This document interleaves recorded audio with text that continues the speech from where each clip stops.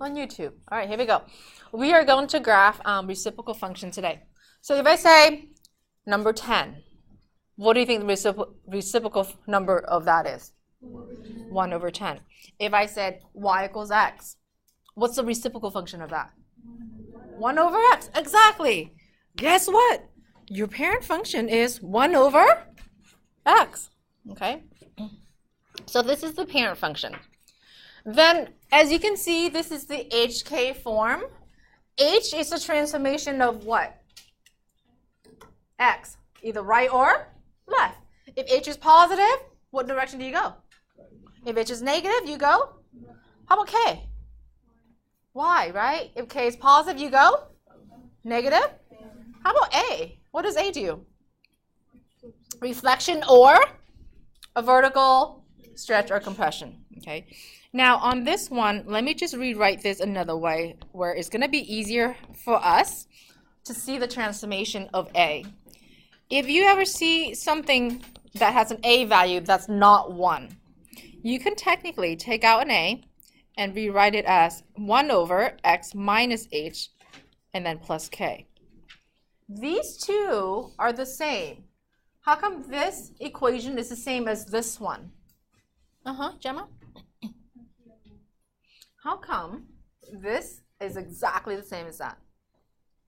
Emma? Yeah, when you're multiplying fractions, technically isn't it just over 1? When you multiply a fraction, don't you just multiply horizontally? So guess what? When I multiply this out, this is exactly the same as that. But this one, can you see that this one's a lot easier to identify what A is and then see the translation to the right and left? Okay. So our example 1 is we're going to try to graph the parent function, which is y equals 1 over x. Okay, and then we're going to find all the awesome characteristics. Okay, first things first, because it's a fraction, what is it that the denominator can never, ever be? 0. Okay, so right off the bat, I'm going to say x can never, ever be 0. Now, to show that x can't be 0 on graph, we draw this line. Okay, how do I graph x equals? Let's say if I want to graph x equals 5, what kind of line is that? Up and down, right? So what if I want to graph x equals to 0 to show that x can't be 0? Do I go up and down or left and right? Up and down. So that's what we graph out for. This is what's called an x equals to 0. This is a dashed line to show. Okay, we write it out algebraically like this. But when we graph it out, we say, hey, there is a vertical, this is a vertical line, right? And that's why this is called a vertical asymptote.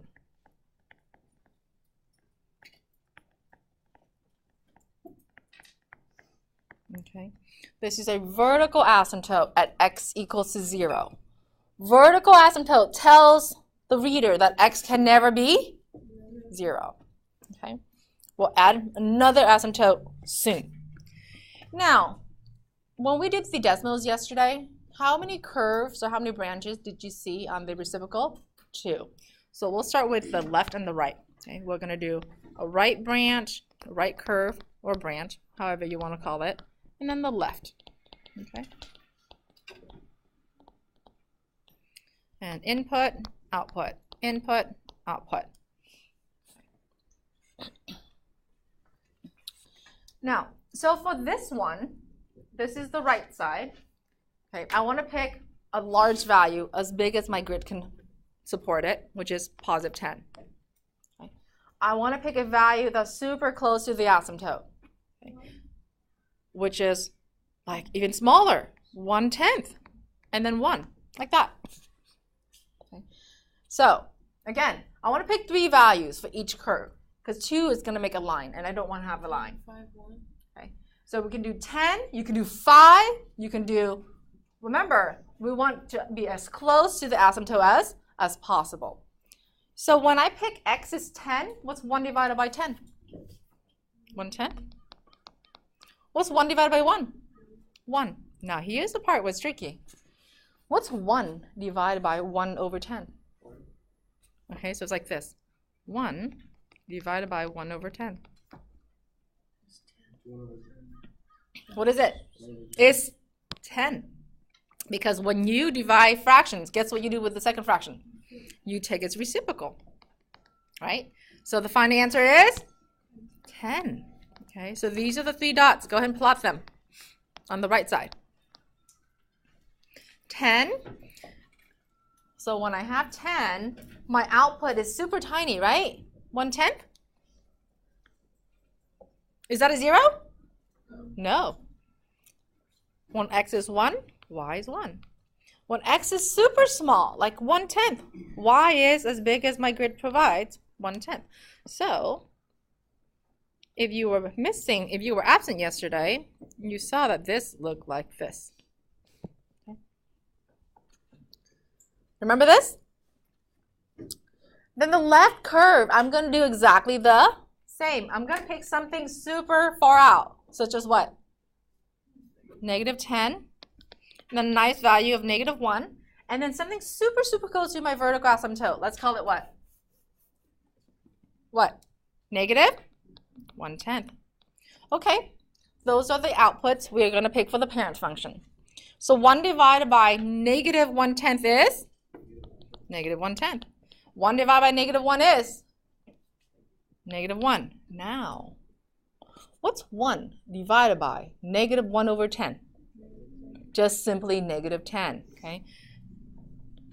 All right, I'm going to plot those. So those are the 3 points.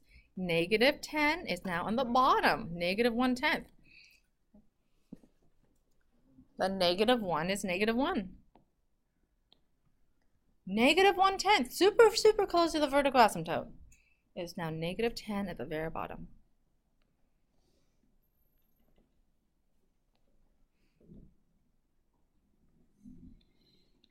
Okay. Can you see that I would never touch that asymptote? Okay, because I can't have it.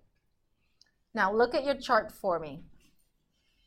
Can you get an output at all ever to be 0? No. So it doesn't matter what x value you pick. Y is never ever. Guess what we call that one? Horizontal asymptote. So if you have a pencil and you can't show your teacher that, because sometimes you have a pencil that kind of overlap this x-axis, you can just draw this dashed line like on the side like this, the extension of that, and that will be your horizontal asymptote. Okay. So this is horizontal asymptote. Okay. And it's going to be an equation of a line. You have to give me y equal to what? 0. Brandon C., what's up? What's horizontal asymptote? Horizontal asymptote, Brandon, represents what y can never be. Okay?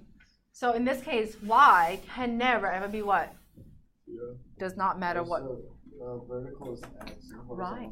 That's right. Okay. All right, let's fill in the chart for the parent function. What's your h and the k for our parent function? 0. We don't have any translation up or down. Okay. X in a set? None. NA. Y in a set? NA. Domain. All real numbers except what? 0. So you can write this multiple ways. You can do this. X can't be 0. Would you agree? Some of you like to write this symbol R. R real number, but what? 0. Now, some of you love the interval notation, which is -infinity to 0, union with 0 all the way to infinity. Anybody know what this means right here? Union, what does it mean? Huh? Yeah, like you're like from here to here, right? And then take a little break and then pick it up. Does that make sense so far? Okay, so union. How about the range? Is it x or y? Ah. Same thing, but different. Now, if you don't feel like using x or y, can you just use this all real numbers? Yes. If you think, oh, I'm going to lose point for like mixing up my variables, then use all real numbers. Or even use the interval notation, negative infinity to 0, union with 0 all the way to infinity. Do you have to write all three out? No, just pick one and go with it. Okay. If on your exam there's a multiple choice, would you be able to recognize either one of those? Yeah. Increasing interval. By the way, what does that mean by increasing interval? Yeah, as I'm going to what direction? To the right. Okay, so let's pick it up here. As I'm moving to the right, is my y increasing or decreasing? Decreasing. Take a little break. Start here.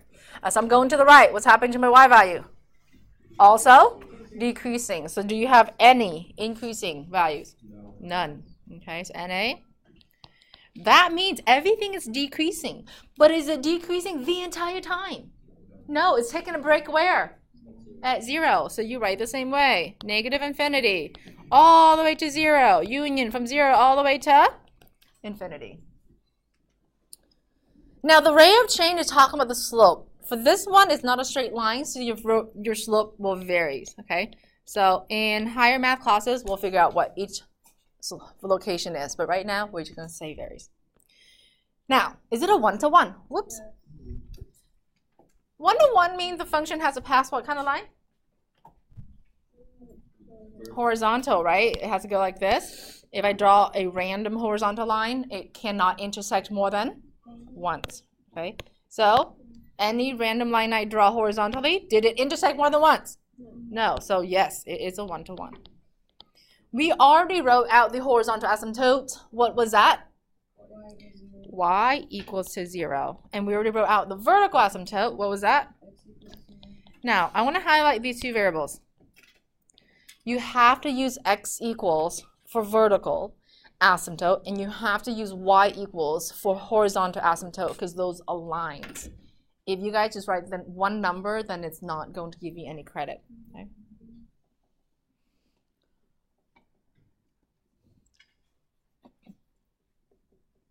Okay, we're going to try to do example 2 and 3.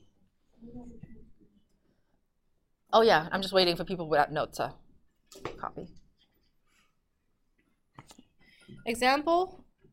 Okay, so transformation refresher. What if A is negative? What kind of transformation is that?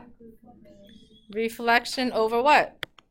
X-axis, or you can even say vertical. Reflection over X-axis. Okay. Now, if A is less than 1, like i.e., what if A is 1/2? What is that? Vertical compression factor of that A value. Factor of A, whatever A is. What if A is like 10? i.e., A is like 9 or 10? 9. What's that? Vertical stretch. Vertical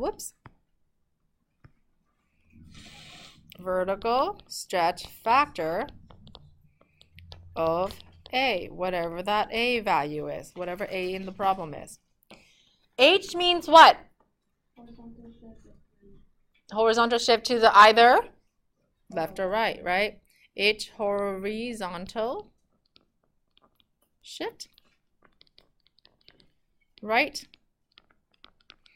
or left. Okay. If H is positive, you go what direction? Right. If H is negative, you go left. How about K? Vertical shift. Yep. Vertical shift up or down. Have these changed at all from day one? No. All right. Now the steps to graph any function in HK form. Again, these steps have not changed either. I just want to refresh your memory.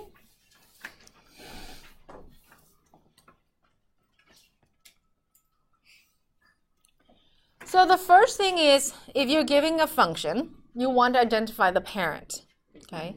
Is it y equals x squared? Is it y equals absolute value of x? Is it y equals x to the third? Is it now y equals reciprocal function? Then you want to make a table for the parent function. Are you able to get those pretty quickly, by the way, the table for the parent? Yeah. then you want to identify A, H, and K. Okay.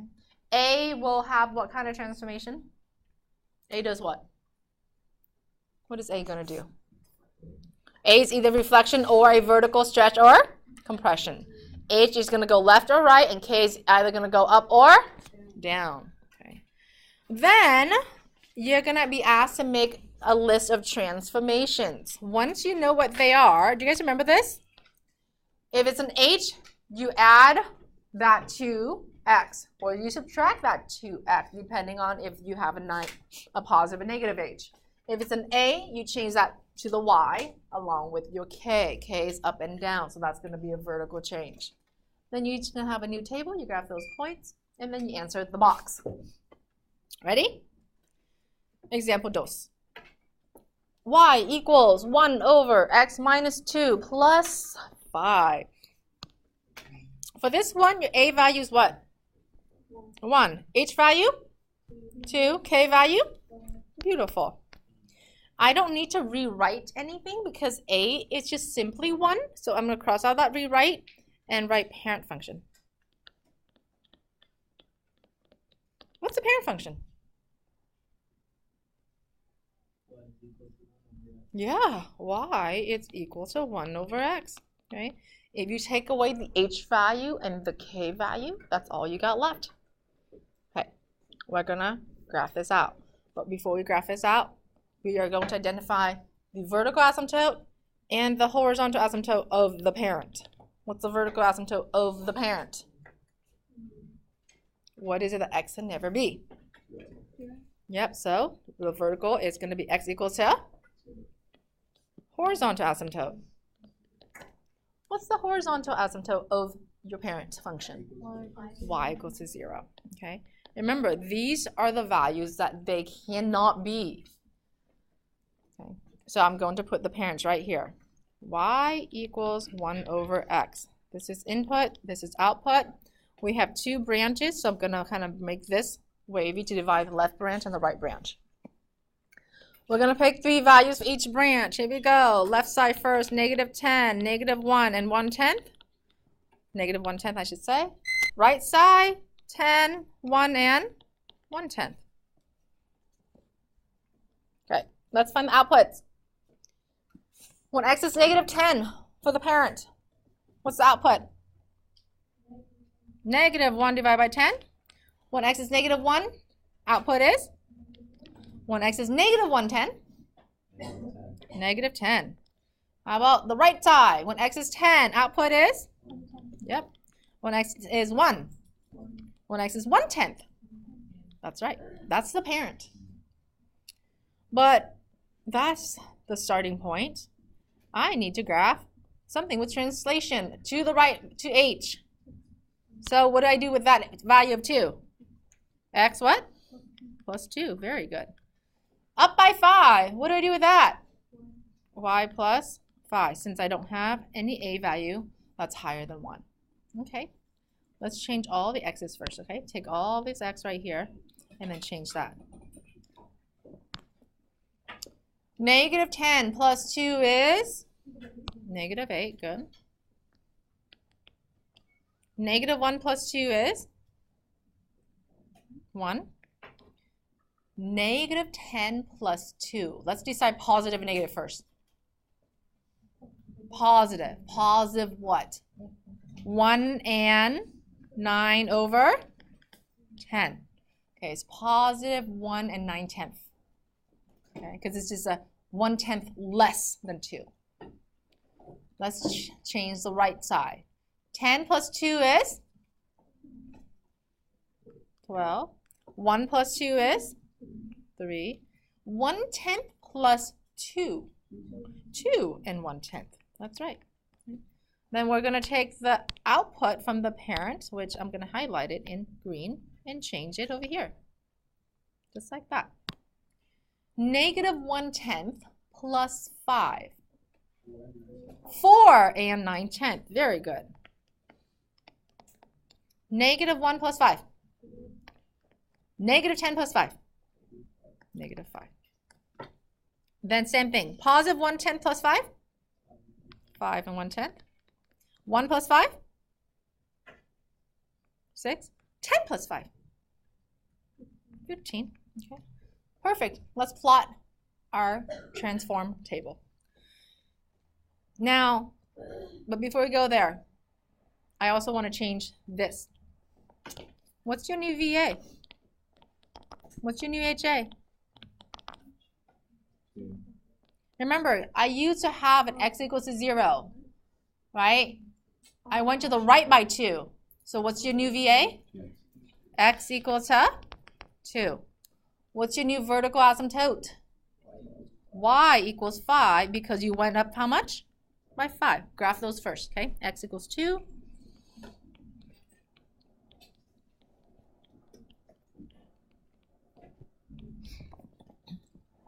Y equals 5.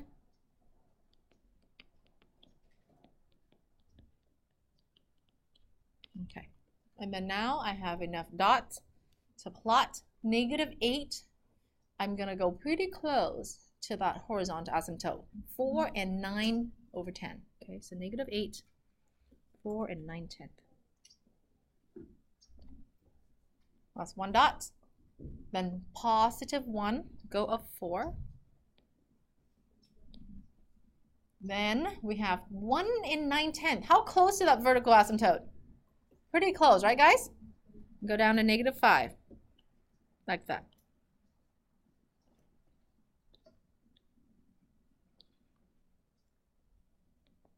Hi, can I touch the asymptotes? No. No, okay? Because that's what it cannot be. I'm trying my best to not touch my vertical asymptotes. So that's my left curve. What if I don't have enough tick marks? Can I go 2 out a little bit? 12? Yeah, don't be scared to go out. So 12 and 5, 10. That means you're above that asymptote. 3 and 6. Then you got 2 and 1/10. That's like just barely to the right side of that asymptote. Okay, all the way 15. So just kind of go above it, like that.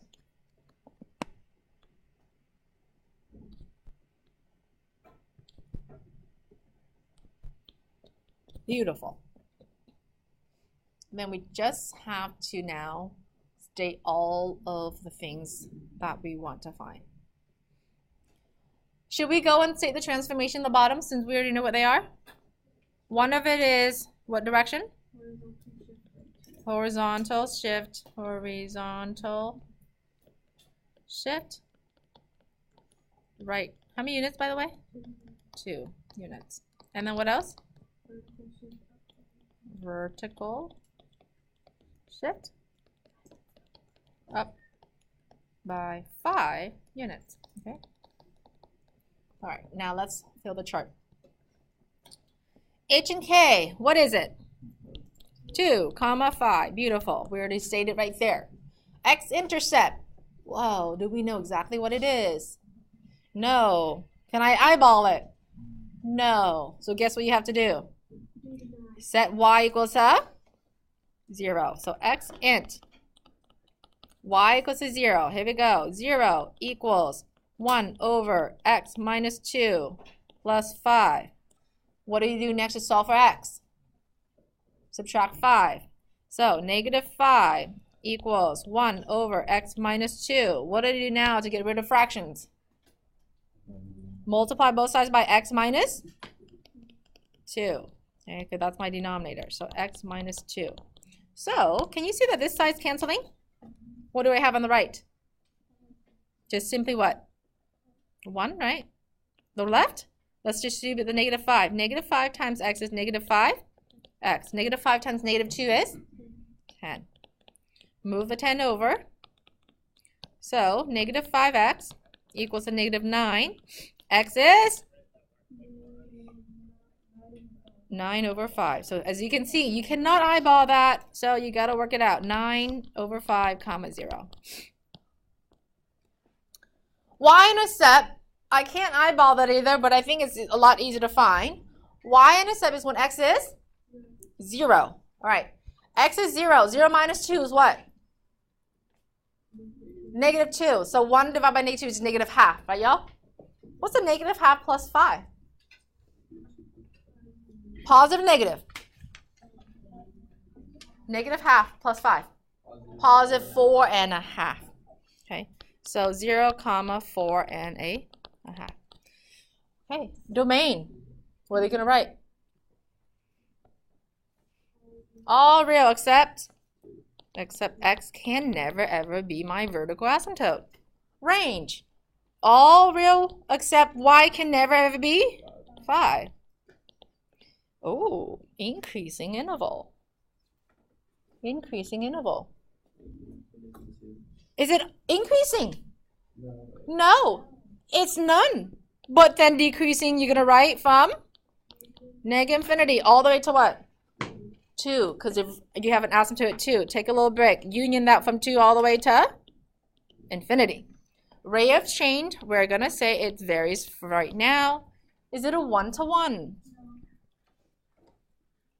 Is it a 1-to-1? Yes. You already have HA and VA. Write it in. HA, you're going to write what? Y equals 5. VA, you're going to write x equal to 2. All right. This is an egg roll for right now.